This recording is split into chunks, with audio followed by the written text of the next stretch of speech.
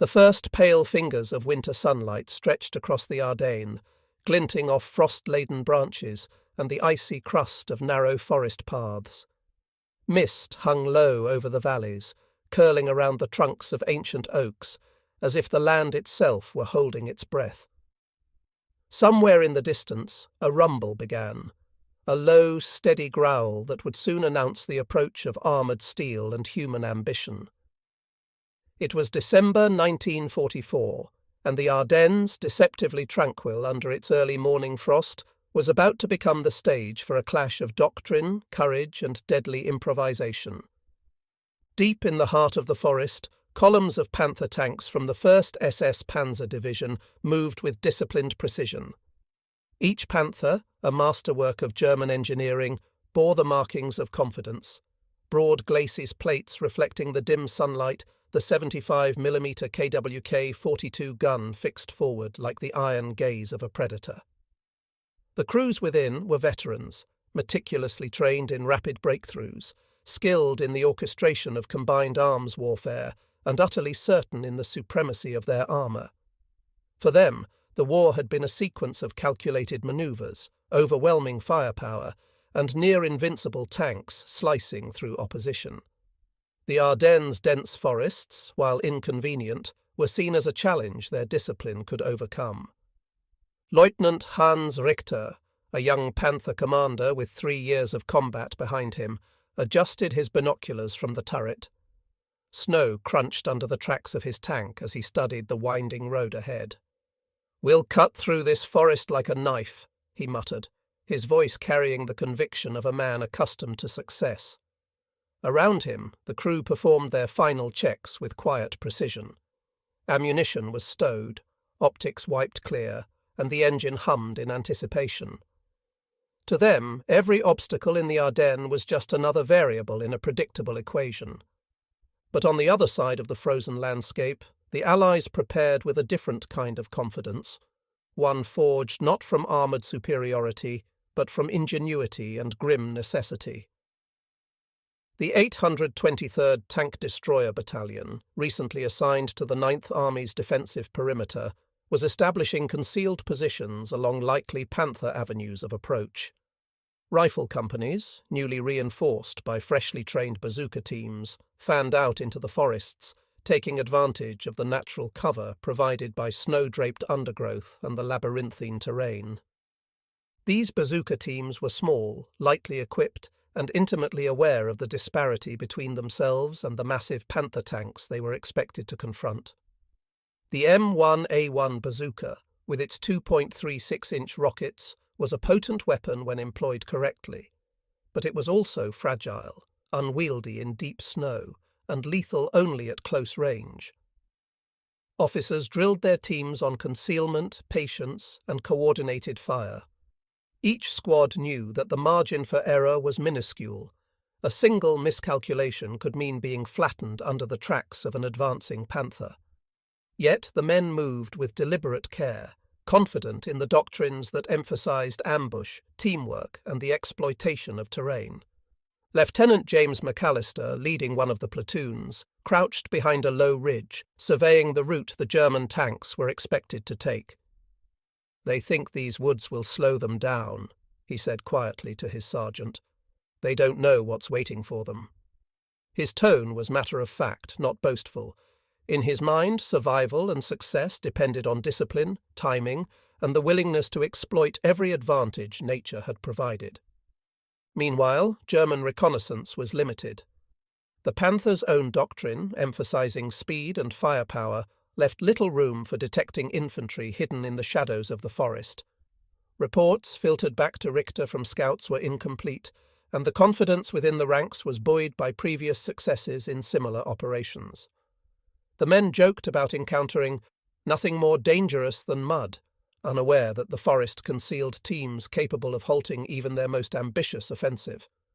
In the minds of many SS officers, bazooka-wielding infantry were an annoyance, not a decisive threat. As dawn fully broke, the rumble of approaching engines grew louder. Snow kicked up around the tracks as the lead Panthers emerged onto a narrow road bordered by thick forest. Crews in the rear tanks adjusted their periscopes, noting the frozen ruts that would guide their advance and the occasional glint of sunlight reflecting off a distant branch. Radio operators transmitted terse reports, reiterating orders for rapid, coordinated movement, confident that nothing in this remote stretch of Belgium could impede the progress of armoured might. Yet beneath the surface, the psychological currents were already shifting. Across the forest floor, US infantry dug shallow positions, camouflaged with branches and snow. Bazooka teams whispered last-minute checks, rocket alignment, ignition tests, and a final review of angles of approach. They had practiced this hundreds of times, each simulation reinforcing the principle that speed was the enemy of surprise, and surprise the only real ally against the Panther's formidable armour. The contrast could not have been more stark. On one side, the Germans advanced with mechanical certainty, a juggernaut of armour and doctrine. On the other, the Americans prepared with a fragile, human-engineered counter, relying on timing, precision, and the intimate knowledge of terrain. History would later record the ensuing battles as a testament to the effectiveness of adaptability against brute force. At this moment, though, neither side could know the full extent of what was about to unfold. High above the forest canopy, a cold wind carried the distant sound of engines, mingling with the crunch of snow and the quiet murmur of men preparing for war. For Richter and his crew, the Ardennes were just another battlefield to be conquered, another measure of German engineering and tactical superiority. For McAllister and his men, the forest was both shield and weapon, a place where patience, courage, and innovation might tip the scales. As the Panther columns drew closer, the tension in the air thickened. Every creak of metal, every hiss of exhaust, and every shifting shadow in the trees became a harbinger of the storm to come. In the stillness of the Ardennes morning, the seeds of a tactical clash were sown, an encounter that would test doctrine, technology, and human ingenuity in equal measure. By mid-morning, the first Panther engines crested the rise. Crews were unaware of the hidden threat awaiting them just beyond the next stand of trees. The forest, frozen and seemingly passive, concealed the most unassuming yet deadly weapons in the Allied arsenal. What the Germans considered a routine advance would soon become a trial of adaptation, courage, and the unforeseen lethality of the humble bazooka. And so, in the frost-bitten silence of the Ardennes, the calm before the storm held, pregnant with the anticipation of chaos.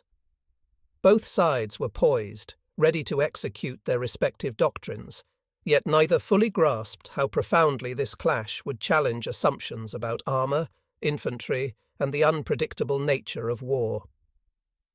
In the shadow of ancient oaks and under the watchful gaze of cold winter skies, the stage was set for an encounter that would echo in the annals of tactical history, a testament to the fact that even the mightiest Panther could falter in the face of human ingenuity.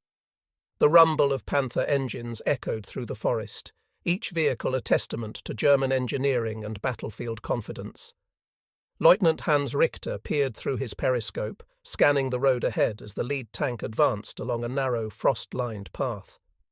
The trees pressed in from both sides, their skeletal branches scratching at the cold morning sky. To Richter it was a predictable route, a channel carved for armoured supremacy. But unseen in the undergrowth, Allied forces were positioning to exploit every vulnerability. Lieutenant James McAllister's Bazooka teams had completed their final reconnaissance hours before. Using intelligence drawn from captured German maps and local guides, the Americans had identified likely choke points where Panther formations would be most constrained. Snow-covered hollows, fallen logs, and bends in the road offered cover for teams trained to strike with deadly precision. Each squad was briefed on angles of approach, expected engagement distances, and fallback routes. "Patience," McAllister had repeated to his men. "Let them come to you. Don't fire until you have a shot that counts." The first Panther, its turret rotating methodically, crested a rise, its hull gleaming under the weak winter sunlight. Its 75mm gun swung with casual confidence, scanning for any threat, a threat that, in the German officer's mind, was non-existent. Richter had received reports from scouts, no enemy armour, minimal resistance anticipated. The Panther's crew, seasoned veterans of the Eastern Front, shared the same mindset. Infantry armed with portable anti-tank weapons were considered an inconvenience, not a decisive danger. But as the lead Panther descended the gentle slope toward the anticipated ambush site, the first signs of resistance appeared. From behind a dense thicket on the right, a faint rustle in the underbrush betrayed the presence of McAllister's Bazooka team. Private First Class Thomas Reed, his fingers numb from the cold, steadied the M1A1. He crouched low, aiming at the Panther's glacis plate from less than 100 yards, well within effective range. Sweat mixed with frost on his brow, but his training held firm. "Hold, hold," McAllister whispered, watching the approaching tank through binoculars. Timing was critical. Too early, and the tank could maneuver or retreat. Too late, and the team risked destruction. Reed's finger tightened on the trigger, the rocket's launch tube cold against his shoulder. The moment arrived. With the Panther fully in position, Reed fired. The rocket streaked forward in a thin line of flame and smoke. It struck the Panther's lower glacis with a muffled thud and a spark of metal deformation, the hull armour resisting, but the shock enough to make the crew flinch. Richter slammed his hand against the radio console. What was that?"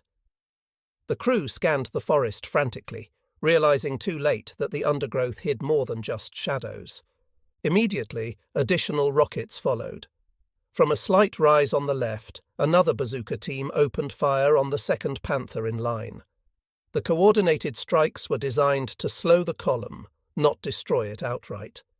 Yet even minor disruption to a mechanized advance could have outsized effects in the forested Ardennes. Tanks swerved to avoid unseen threats, tracks slipping on ice and mud, engines snarling in frustration. The US infantry's strategy relied on maximizing the terrain's advantage. Tree lines, ravines, and fallen logs funneled the Panthers into predictable paths. Bazooka teams struck from multiple angles, forcing tank crews into reactive maneuvers that slowed the advance and exposed them to rifle and machine gun fire. It was a classic combined arms ambush executed with the precision of men who understood that, against armour, every second counted. Richter cursed under his breath. This was not the smooth, unstoppable advance he had anticipated. His crews, accustomed to enemy infantry scattering at the sight of Panther guns, were now contending with hidden teams capable of challenging even their superior firepower. Radio chatter was chaotic, as squad leaders attempted to coordinate responses while avoiding friendly fire in the constrained forest environment. One Panther's gunner tried to suppress the hidden threat, but muzzle flashes betrayed their positions, allowing other teams to adjust their aim and maintain pressure. As the morning wore on, the effect of these ambushes became clear. The Panther column, intended to spearhead a rapid breakthrough, was slowed to a crawl. Tracks churned through frozen mud, engines strained, and the psychological impact of unseen enemies began to weigh on the crews. A single, well-placed bazooka rocket might not destroy a Panther outright, but repeated, unpredictable strikes instilled caution, and hesitation is often fatal in mechanized warfare. Meanwhile, McAllister's men maintained discipline under fire. Ammunition was limited, and every rocket had to count. Teams repositioned after each shot, melting back into the forest, only to reappear from another concealed location. Infantry rifle fire kept track of German movements and suppressed reconnaissance attempts. This combination of mobility, concealment, and precise firepower created a web that the Panther crews were ill-prepared to navigate. Historical records from the 9th Army after-action reports confirm that German units in the Ardennes often underestimated the presence and effectiveness of bazooka-equipped teams. The US National Archives operational notes indicate that these small teams, when deployed strategically, could delay entire armoured columns, forcing commanders to reconsider doctrine that had previously treated light anti-tank weapons as marginal. Here, the historical accounts intersected with battlefield reality. Training, terrain, and timing could amplify the impact of even the most modest weapons. By mid-morning, the lead Panther had sustained minor damage, its tracks unbroken, but its mobility partially hindered. Engineers would later confirm that repeated hits to the hull's lower plate could compromise drivetrain components, and the crew's response under these conditions was telling. Richter barked orders to advance in tighter formation, relying on mutual support. But the forest's confines limited maneuverability, and the Americans exploited every crevice to maintain harassment fire. From the perspective of the 823rd Tank Destroyer Battalion's command post, the morning's engagement unfolded as expected. Tactical reports emphasized the importance of flexibility. Tanks could not simply steamroll into infantry positions without exposure, and infantry could leverage terrain to maximize the effect of otherwise light weaponry. Each successful bazooka strike, each harried tank maneuver, was recorded for after-action analysis, evidence that doctrine could be challenged without sacrificing soldiers' lives unnecessarily. As the Panther column inched forward, the clash of confidence and calculation became evident. German crews relied on armour, firepower, and historical precedent. American infantry relied on ingenuity, training, and the subtle science of ambush.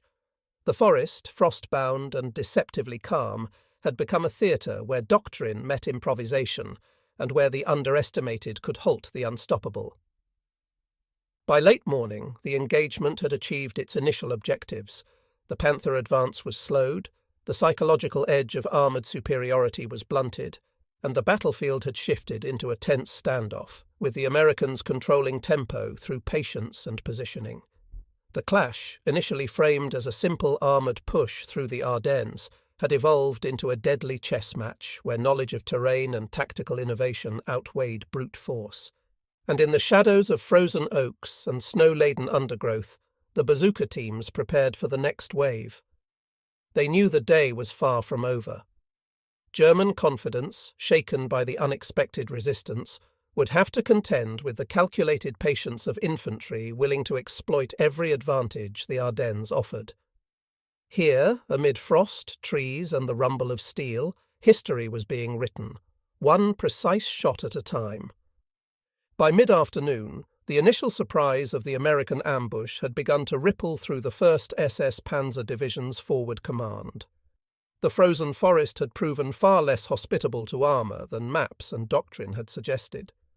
Reports filtered back to Panzergruppe headquarters, vehicles delayed, minor hull damage on multiple Panthers, crews increasingly cautious. Lieutenant Hans Richter adjusted his periscope for the 3rd time in an hour, the forest now a labyrinth rather than a channel for rapid assault. The psychological impact on the German crews was as potent as the physical harassment. Men who had faced the Eastern Front's harsh winters, mud-soaked villages, and Soviet armour now confronted an unfamiliar threat.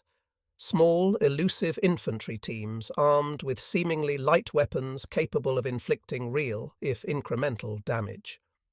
Historical accounts from post-war German interviews highlight that many Panther crews had a consistent underestimation of bazooka teams, treating them as a minor threat as nuisances rather than credible danger. That underestimation had been shattered here. Richter signalled the 2nd and 3rd Panthers to adopt a staggered formation, spacing them to minimize the risk of multiple simultaneous hits. Yet this adjustment slowed momentum further, making the column more predictable for the Americans. Bazooka teams, having rehearsed coordinated fires and escape routes, capitalized on every hesitation. Private Thomas Reed, repositioned behind a fallen oak, took aim at the next lead Panther.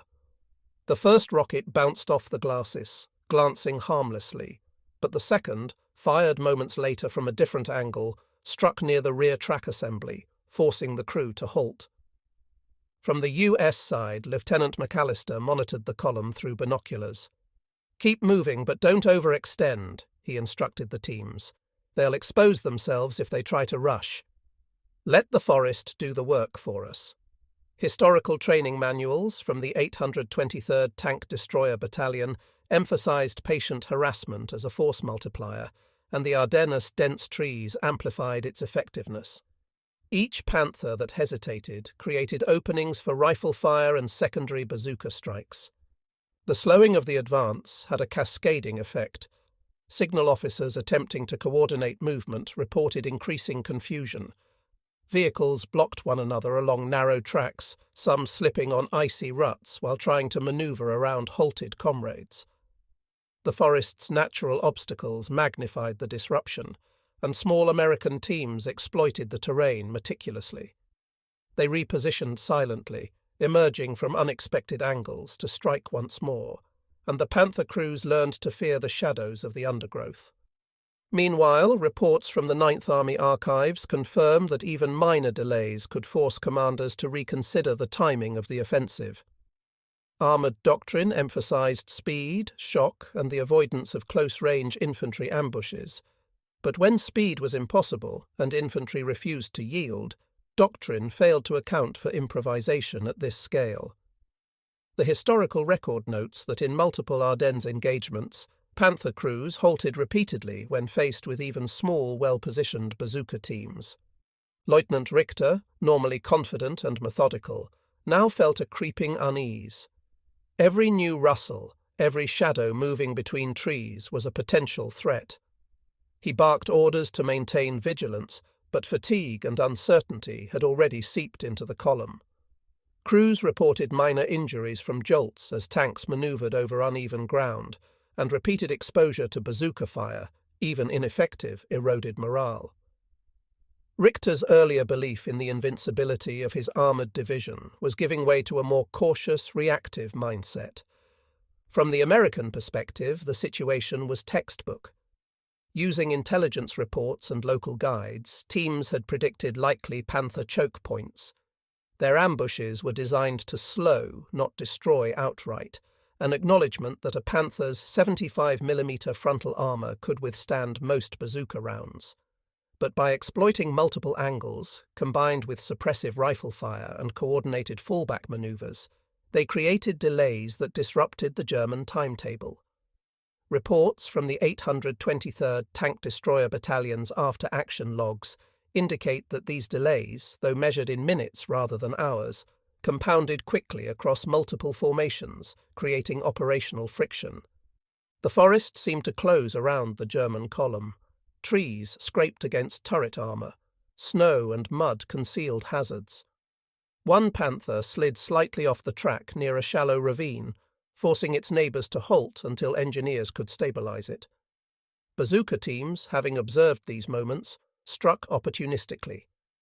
A rocket hitting the side skirt of another Panther forced the crew to abandon an aggressive advance in favour of careful, methodical movement. Each small setback reinforced the lesson. The battlefield had changed, and armoured confidence alone would not ensure victory. German infantry attached to the Panzer Division attempted to counter the ambushes, but visibility was limited, and the Americans had learned to coordinate their fire with the natural cover of the forest. Machine gun nests were deployed, but the mobility of bazooka teams allowed them to strike, relocate, and avoid suppression. US after-action reports stress that such combined arms coordination, light anti-tank weapons, small arms, and tactical manoeuvring could multiply the effectiveness of otherwise modest weaponry, especially in constrained terrain. As afternoon deepened, the Panther column's hesitation became evident to higher command. Orders intended to enforce forward momentum were delayed or ignored, as sub-unit leaders prioritized survival over rapid advancement. Richter's own journal entries, captured post-war, reflect a growing frustration. The men could not understand why a relatively small infantry presence, armed with what they had dismissed as light weapons, could dictate the pace of the offensive.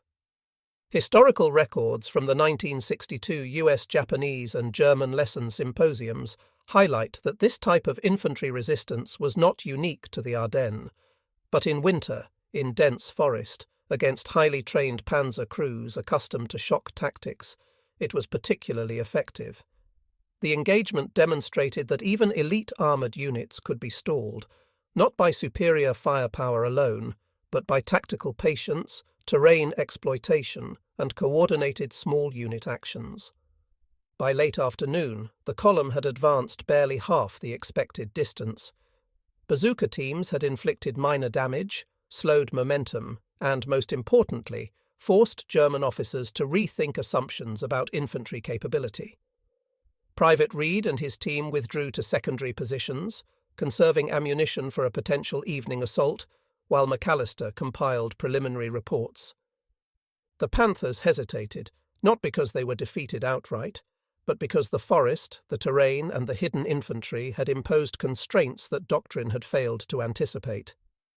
The psychological victory for the Americans was profound. They had demonstrated that small, determined units could disrupt armoured advances, challenging years of conventional wisdom. As night approached, both sides paused. Panthers hunkered down, crews tense and alert, while US teams melted into the forest, preparing for the continuation of the engagement. In the Ardennes, winter had not just frozen the ground, it had frozen expectations.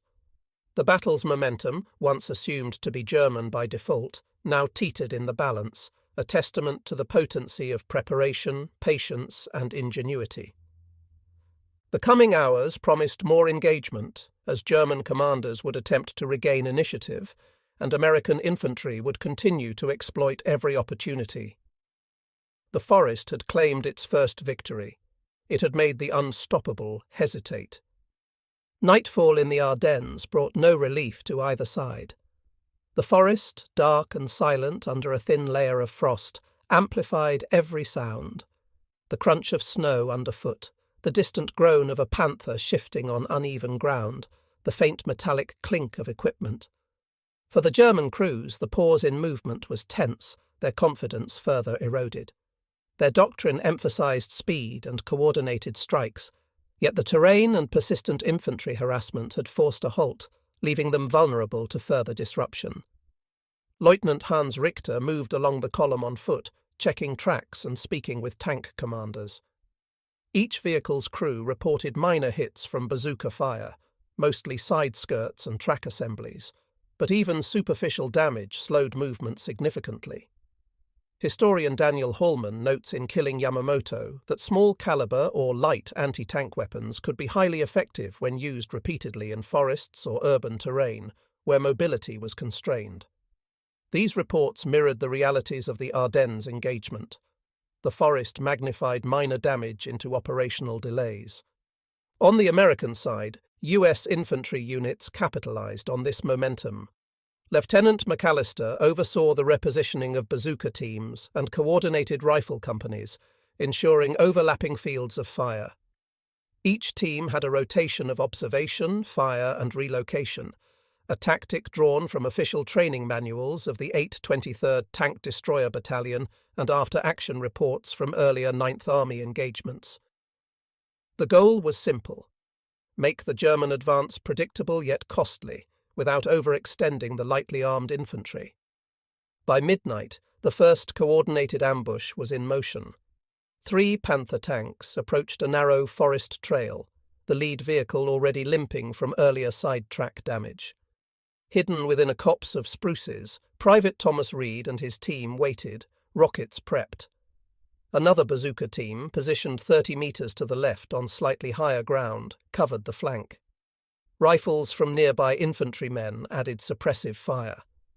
The lead Panther slowed, attempting to reposition for a better line of advance. A single rocket hit the rear track assembly, forcing the vehicle to stop entirely. Crewmen scrambled to free the immobilized tank under sporadic rifle fire, exposing themselves through hatches. A second Panther attempted to maneuver around, but became bogged in frozen mud, exposing its side to the Americans. Historical after-action reports confirm that even minor miscalculations in terrain could immobilize these heavy tanks, providing infantry with critical opportunities. The Germans, trained for rapid offensive operations, now faced a psychological strain. Their standard doctrine assumed infantry would be suppressed or bypassed, not strategically positioned in small, highly mobile teams capable of delivering precision attacks. Lieutenant Richter issued orders to consolidate flanks and wait for engineers to clear obstacles, but the momentum had been lost. Archival German war diaries record similar instances. Morale suffered when panzer units were repeatedly harassed by what were perceived as minor threats. The Americans exploited the winter darkness. Frost-covered underbrush muffled their movements, and the low moon cast shadows that concealed approach angles. Teams rotated quietly, moving along pre-planned paths. A third bazooka shot struck the side armour of another Panther, jamming its turret traverse. Crewmen inside cursed, aware that each minor setback delayed the advance and exposed them to further fire. McAllister's radio operators relayed enemy positions to each team, ensuring overlapping fields of attack and maximum disruption. By 2 a.m., German officers had grown acutely aware of the limits imposed by the forest. Attempting to flank the American positions proved hazardous. Each maneuver revealed tracks to riflemen who waited patiently. Bazooka teams struck from angles the panzer crews had not anticipated, and repeated attempts to regain forward momentum were met with calculated harassment. Historical combat records from the 823rd Tank Destroyer Battalion emphasize that these small engagements, though limited in direct destruction, imposed cumulative operational costs and contributed to broader strategic delay. The U.S. infantry's effectiveness derived not only from firepower, but from tactical patience. Teams avoided unnecessary exposure, withdrew after firing, and re-established in new positions. The psychological toll on the Germans was amplified. Every ambush confirmed that the forest itself could dictate the pace of the offensive. Richter's log notes, "Our advance is slowed not by enemy tanks, but by shadows in the trees." Each moment demands caution. Post-war interrogations of German officers echo similar sentiments. Surprise, terrain, and small unit tactics could render armoured superiority irrelevant. Morning light revealed the cumulative effect. The Panther column had covered a fraction of the planned distance. Vehicles bore scratches from tree branches and repeated minor rocket impacts. Crews were exhausted from cold, stress, and constant vigilance. McAllister's men withdrew temporarily, regrouping for the morning's engagements. Reports indicate that even minor equipment wear, jammed turrets, damaged tracks, could halt operations in forested terrain, as repair required space and time. Around 700, German commanders attempted to resume the offensive with modified tactics. Artillery support was summoned to dislodge American positions. Engineers worked to clear fallen trees and ice-blocked tracks. Yet every delay offered the Americans new opportunities. Bazooka teams, now familiar with enemy patterns, continued to exploit choke points, while rifle fire pinned exposed crews. The official Ninth Army reports described these engagements as highly effective in delaying armoured columns without committing large-scale counterattacks. The engagement demonstrated an enduring lesson. Small, coordinated infantry units, utilizing terrain and surprise, could influence the outcome of armoured offensives. Panthers, while formidable in open terrain, were vulnerable in constrained forested areas against determined, tactically aware opposition. Post-war analysis, including 1962 symposium proceedings and veteran testimonies, confirms that the Ardennes forest amplified the effectiveness of bazooka teams, turning what seemed a minor threat into a decisive delaying factor. By mid-morning, the Germans faced a stark reality. Their doctrine of speed, shock, and overwhelming armour was ill-suited for this environment. Each Panther immobilized, each hesitation forced by bazooka fire, eroded confidence. Richter convened officers. We expected a breakthrough. Instead, we meet resistance from shadows and small arms. Adjust, or the forest will dictate our fate. The Americans, in contrast, grew emboldened. Bazooka teams, rotated and resupplied, had inflicted measurable delays with minimal casualties. The psychological victory was as important as the physical. They had demonstrated that even elite armoured units could be stymied by strategic patience, knowledge of terrain, and small unit coordination. As the sun climbed higher, the Panther column remained largely stalled, forced to navigate carefully through the forest maze. For the US troops, the battle's early successes validated their training, preparation, and tactical doctrine. For the Germans, the Ardennes had become an unexpected proving ground for the limits of armour. The clash of doctrines, winter conditions, and terrain had created a battlefield where the underdog could impose its will.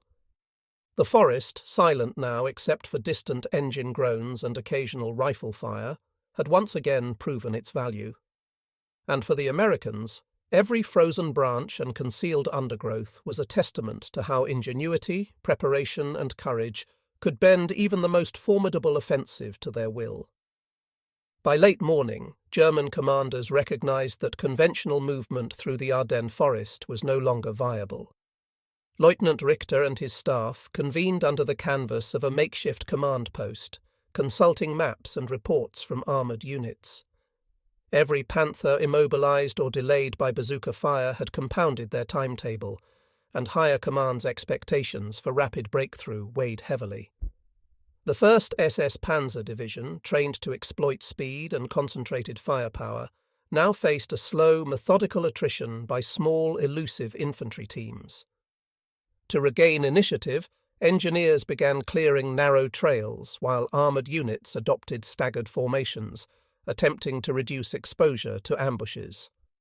Crews tested frontal advances with infantry screening on foot, a doctrine adjustment forced by the unexpected effectiveness of bazooka teams. Historical after-action reports note that such combined efforts, though tactically necessary, significantly slowed the advance and increased vulnerability to further harassment. Meanwhile, US infantry and bazooka teams anticipated these countermeasures. Lieutenant McAllister ordered repositioning to new ambush points along expected flanking routes. Teams used previously scouted high ground and natural choke points to maximize damage potential while minimizing exposure. Private Thomas Reed's squad had already disabled 2 more Panthers in the early morning, forcing crews to abandon the vehicles temporarily for repairs. The day's engagements also brought moments of peril for American forces. One bazooka team, moving to a new position, was nearly discovered by a Panther that had broken free of prior obstacles. Rapid fire from accompanying riflemen created cover, allowing the team to escape without casualties.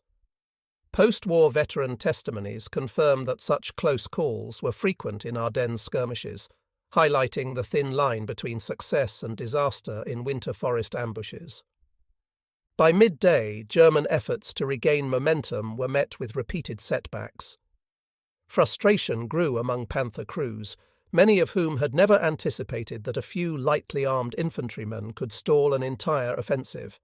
Logs from the 1st SS Panzer Division describe unexpected and stubborn resistance from small units, a phrase repeated in multiple war diaries. Tactical patience and coordination had turned what seemed minor bazooka teams into a strategic thorn in the German advance. As afternoon approached, both sides paused to assess losses. For the Americans, morale was high. The defensive strategy had proven effective, with minimal casualties and maximum disruption to enemy operations. For the Germans, the psychological strain was evident. Panthers that were supposed to dictate the battlefield were now tools of frustration, slowed by terrain, ambushes, and an enemy whose ingenuity had neutralized their expected dominance.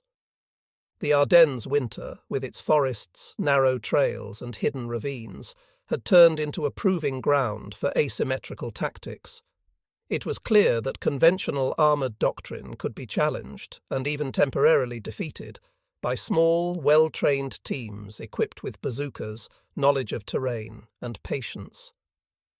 The late afternoon sun filtered weakly through the dense canopy of the Ardennes, casting long shadows over the frost-hardened ground. German Panther crews, battle-hardened and trained for rapid armoured advances, began to grasp the full scope of their predicament. What had been planned as a swift, decisive offensive had slowed to a crawl, each kilometre gained hard-won and expensive. The Bazooka teams of the US 823rd Tank Destroyer Battalion, small in number yet remarkably effective, had turned ordinary forest trails into lethal gauntlets. Lieutenant Dieter Schultz, commanding a Panther company of the 1st SS Panzer Division, frowned at the reports flowing in from his platoons. "The forest is full of ghosts," he muttered to his radio operator, a half-ironical reference to the elusive American teams who struck from unexpected angles and vanished before counterfire could be coordinated. Logs from the 1st SS Panzer Division confirm that by the end of the first day, nearly 30% of operational Panthers had been disabled temporarily, either by direct bazooka hits or by forced manoeuvring into terrain unsuitable for heavy armour. German engineers scrambled to clear obstacles and repair immobilized tanks, often under intermittent rifle and bazooka fire. Each crew faced the dual threat of exposure to ambushes and mechanical failures exacerbated by frozen mud and narrow forest paths. Captured post-war interrogation reports reveal that German tankers were both astonished and frustrated that small, lightly armed infantry could disrupt an offensive designed to overwhelm entire sectors. For the Americans, the day's successes were tempered by exhaustion and logistical constraints. Lieutenant McAllister meticulously rotated bazooka teams to avoid overexposure, while dispatching reconnaissance patrols to monitor German adaptations. The battalion's intelligence section, drawing from captured maps and prisoner interrogations, predicted that German commanders would attempt to force movement through alternative forest corridors. In response, the US teams began laying feints and decoys, smoke screens, mock firing positions, and dummy targets made from felled trees and tarpaulins, designed to draw Panthers into prepared kill zones. By late afternoon, the Germans implemented more aggressive flanking manoeuvres. Panther platoons sought to bypass known ambush sites, attempting lateral movement along ridges and frozen streams. The Americans, however, anticipated this. Bazooka teams coordinated with infantry squads to establish layered ambushes. One notable encounter involved 3 Panthers advancing along a narrow ridge. 2 were hit directly by bazooka rounds, forcing crews to halt. The third, attempting to push forward, triggered a pre-laid trap, an explosive device concealed under the frozen soil, which damaged its tracks and immobilized it entirely. The impact of these actions extended beyond immediate losses. Morale among Panther crews began to waver. Reports from the division's command noted that tankers felt constantly hunted, unsure of where the next attack would come. In contrast, US infantry morale rose, fueled by tangible evidence that their tactics, ambush, concealment, and judicious use of anti-tank weapons, could decisively challenge even elite armoured units. Veteran testimonies from the 823rd Tank Destroyer Battalion described the psychological effect of hearing a Panther roar to a stop, only to watch its crew abandon it under fire. Attrition also forced the Germans to rethink doctrine on the fly. Staggered formations became narrower, infantry screens were extended, and commanders began to prioritize reconnaissance before committing heavy armor. Even then, the dense Ardennes terrain often negated advantages in firepower. Historical combat records emphasize that Panther tanks, though technologically advanced, were optimized for open terrain and frontal assaults, not the unpredictable close-quarter forest fighting imposed by well-positioned bazooka teams. Throughout the afternoon, US teams executed coordinated firing sequences designed to maximize impact while minimizing exposure. Teams targeted engine compartments and tracks, ensuring that even if a tank was not completely destroyed, it could be rendered immobile. Post-action reports confirm that over a dozen Panthers were neutralized in this manner during the day, forcing German units to redistribute resources and slowing the offensive by hours. By nightfall, the forest seemed to settle into a deceptive calm. Fires from abandoned or destroyed Panthers flickered in small pockets, and occasional tracer rounds illuminated the dense canopy. Both sides used the interlude to regroup. For the Americans, it was a moment to tend to wounded, repair bazookas, and plan for continued resistance. For the Germans, it was an opportunity to analyse the day's failures and adjust operational plans, though commanders privately admitted that conventional tactics were proving insufficient against small, mobile anti-tank teams. In the broader context, the events of that day highlighted a key lesson in warfare. Technological superiority alone does not guarantee battlefield dominance.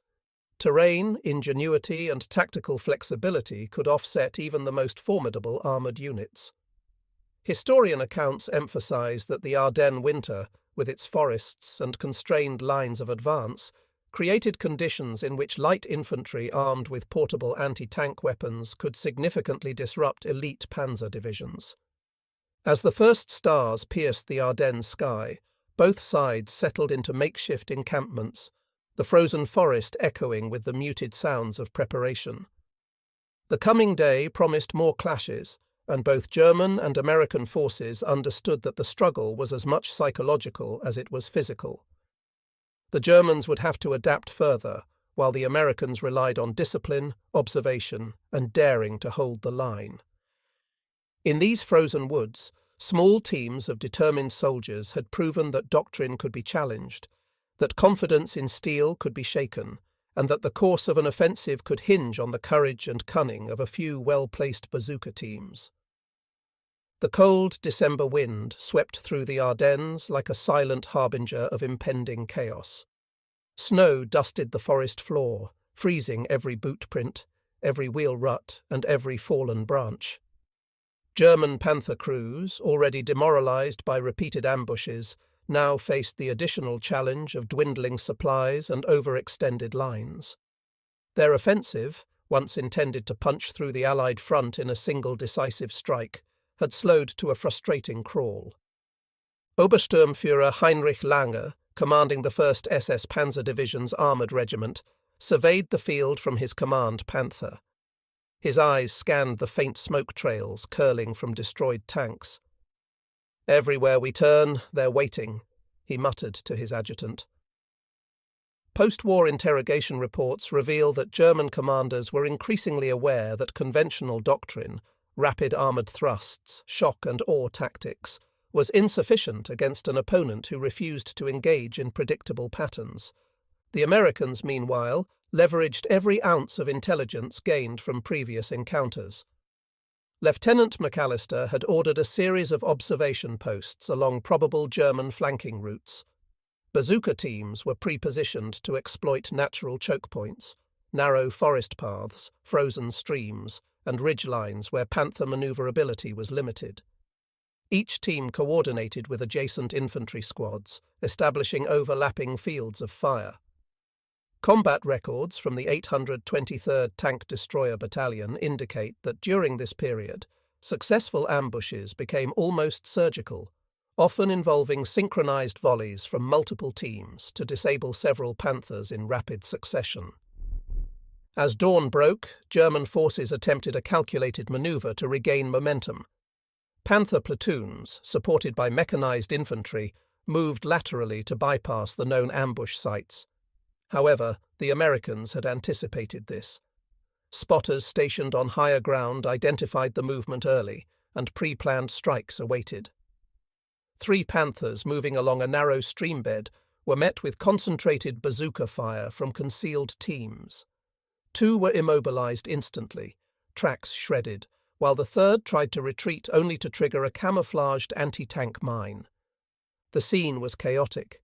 Roaring engines, exploding ordnance, and the metallic screams of Panther armour under fire. German infantry scrambled to provide support, but they were slowed by the terrain and the Americans' careful placement of interlocking defensive positions. According to the 1st SS Panzer Division's after-action report, over 40% of advancing armour that morning was rendered non-operational for at least several hours, a stark contrast to the pre-offensive projections of rapid advancement. The psychological toll on German crews intensified.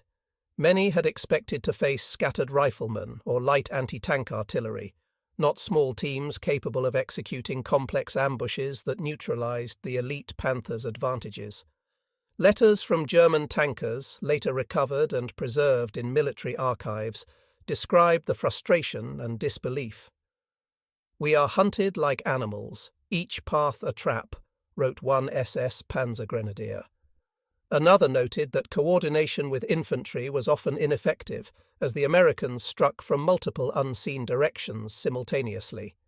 For the Americans, these successes validated the effectiveness of rigorous training and tactical ingenuity.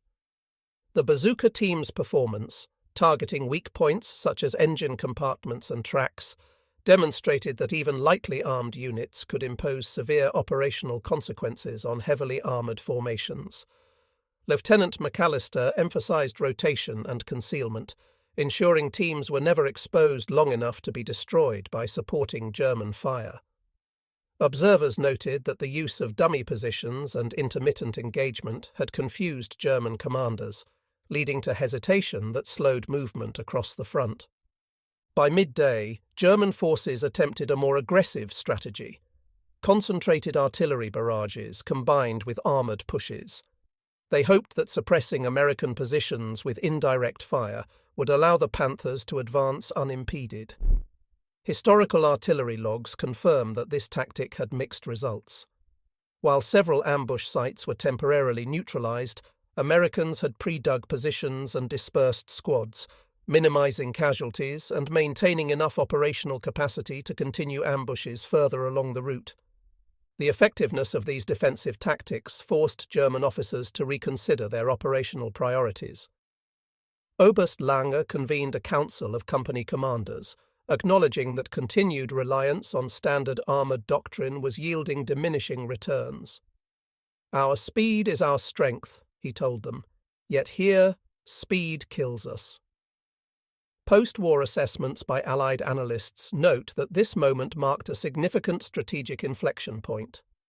German commanders realized that without adapting to terrain and the innovative use of anti-tank teams, the offensive would continue to stall and potentially collapse. As evening approached, another series of ambushes unfolded near a forested ridge. Bazooka teams exploited the frozen terrain and fallen timber to channel Panther movements into kill zones. One such engagement disabled 4 Panthers in under 10 minutes, creating a bottleneck that slowed the advance by several hours. Infantry squads moved through the trees, providing covering fire and assisting in spotting additional targets. The coordinated nature of these actions, meticulously recorded in US after-action reports, highlights the unprecedented effectiveness of small unit tactics in a high-intensity armoured engagement. By nightfall, German forces had made negligible gains. Losses in both manpower and vehicles had mounted, and morale was severely impacted. Post-action reports from the 1st SS Panzer Division describe crews showing visible signs of fatigue and apprehension, with some units refusing to advance until engineering teams cleared obstacles and infantry support consolidated positions. Captured communications reveal commanders increasingly desperate, issuing repeated orders to push forward while simultaneously trying to avoid further unnecessary losses. For the Americans, the evening provided a chance to regroup and prepare for the next day. Casualties were treated, weapons were maintained, and positions were reinforced. The Bazooka teams, small yet decisive in their impact, had proven that flexibility, preparation, and tactical ingenuity could disrupt even the most formidable armoured offensive. Historical analyses emphasize that this phase of the Ardennes campaign represents one of the clearest examples in World War II of how light infantry with portable anti-tank weapons could impose strategic-level consequences on mechanized forces. As darkness settled over the Ardennes, both sides understood the new reality. The offensive would not unfold as originally planned. The Germans, forced to adapt on the fly, faced the bitter recognition that doctrine alone was insufficient. The Americans, leveraging training, terrain, and ingenuity, had turned what seemed a desperate defensive action into a powerful force multiplier effect, delaying and attriting an elite armoured formation. In the frozen, shadowed forests, small teams had shifted the balance, proving that in war, even the mightiest steel giants could be felled by the determination and cunning of a few resolute soldiers. The Ardennes forest lay quiet in the days following the halted German advance, its snow-dusted pines scarred with churned earth and the remnants of Panther tanks. What was meant to be a lightning strike of mechanized dominance had been slowed and blunted by small, well-prepared US infantry units. For the German 1st SS Panzer Division, the offensive, meticulously planned and executed with confidence in their armoured doctrine, had revealed a sobering vulnerability. Even elite formations could be stopped by ingenuity and determination. Obersturmführer Heinrich Lange, commanding one of the key Panther battalions, retreated with his staff to a commandeered farmhouse, poring over maps, field reports and casualty logs. Each ambush and immobilized tank told the same story. The doctrine of rapid breakthrough could not survive unchecked in terrain favouring infantry concealment and prepared anti-tank positions. Lange later reflected in his post-war memoirs, "We are mechanized might, yet here we are hemmed by men with sticks of metal and fire. Our doctrine taught us speed, yet speed alone could not save us from the hidden." The psychological impact on German crews was profound, undermining confidence in both leadership and technology. Across the forest, US forces moved methodically to consolidate their defensive positions. Bazooka teams of the 823rd Tank Destroyer Battalion, newly integrated with infantry rifle companies, had become the pivotal element of resistance. After-action reports confirmed the effectiveness of these teams. Minimal casualties among US forces contrasted with disproportionately high losses among Panther crews. Over 50 Panthers were destroyed or temporarily disabled, forcing the Germans to adjust their formations, slow their advance, and become predictable in movement patterns, a fatal mistake in a battle of attrition and maneuver. The impact was not merely physical, but deeply psychological. Diaries and memoirs of surviving German tankers describe a pervasive fear. Every tree, every snowdrift could conceal deadly infantry. Even the most experienced crews hesitated, advancing cautiously under constant threat. The terrain, once considered neutral for rapid mechanized maneuvers, had become an arena where smaller, mobile teams wielding bazookas dictated the terms of engagement. US command recognized the significance of these actions quickly. Reports emphasized the integration of bazooka teams with infantry, engineers, and artillery as a model for other theaters. This small unit ingenuity demonstrated that tactical innovation could offset disparities in firepower and armor. The Ardennes engagement became a textbook example. With preparation, training, and terrain mastery, even lightly equipped infantry could impose strategic consequences on an elite armoured force. For the German High Command, the Ardennes was a stark lesson. Tactical manuals were revised to stress reconnaissance, infantry support, and caution in terrain prone to ambush. But by the time these doctrinal adjustments were formalised, US units had internalised the techniques that had stalled the offensive. Panther tanks, once symbols of technological supremacy, were now vulnerable to relatively small but well-coordinated infantry actions. Casualty statistics underline the disparity. US forces suffered light losses due to careful preparation and effective use of terrain, while German casualties, particularly among trapped or burning Panther crews, were severe. Post-war interrogations detail the exhaustion, fear, and stress endured by German crews, emphasizing the human toll of tactical failures. Strategically, the halt of the German advance had immediate and far-reaching effects. Allied forces gained crucial time to reinforce defensive positions, redistribute artillery, and plan counterattacks. Even seemingly minor actions by bazooka teams created ripple effects, delaying timelines and straining German supply and repair lines. Logs from the 9th Army note that every immobilized Panther increased logistical pressure, slowing operations and creating cascading delays across the front. US troops, buoyed by success, recorded their pride and morale in letters and diaries. One private wrote, "We may be few, but we strike like thunder." Every Panther we stopped proved that courage and cunning could triumph over steel.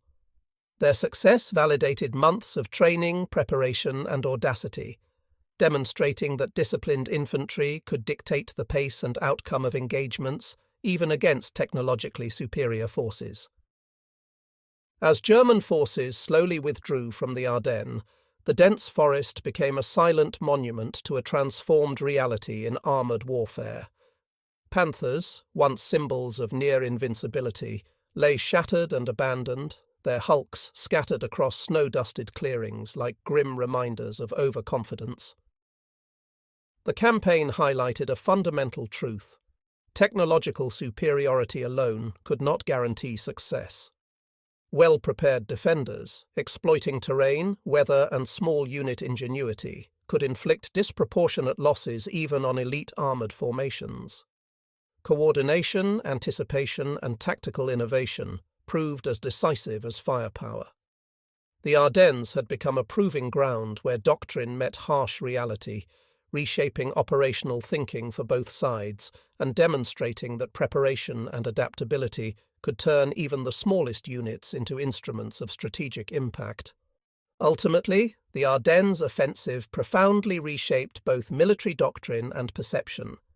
Elite German armoured units, once considered nearly invincible, were humbled by the combination of dense forest terrain, meticulous Allied preparation, and the ingenuity of small coordinated infantry teams armed with bazookas. The engagement proved that courage, discipline, and tactical innovation could decisively counter numerical and technological superiority. Speed and armour alone were no longer guarantees of success. Anticipation, training, and adaptability were equally, if not more, critical. The frozen Ardennes forest, once a stage for German confidence, became a stark testament to the transformative power of clever, determined tactics.